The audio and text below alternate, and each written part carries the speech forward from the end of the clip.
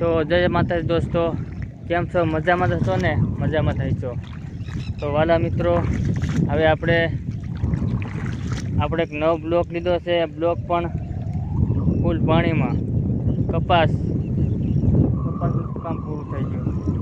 10 દિવસથી આમ વરસાદ ચાલુ જ રહેશે. રહેવાનું નામ જ નથી. વરસાદ બંધ થવાનું નામ જ નથી. તો હાવ વરસાદ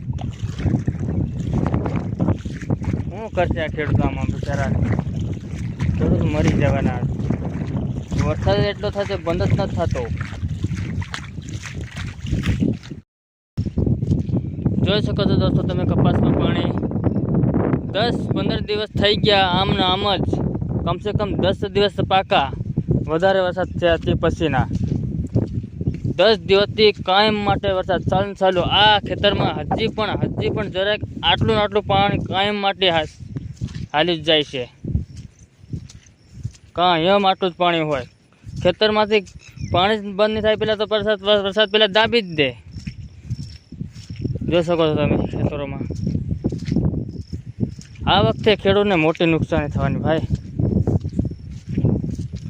વરસાદ એટલે વરસાદ થકવી દીધા અન્ય પણ હો. હવે મારા બાપલે જાય તો સારું. જો આ સોયાબીન,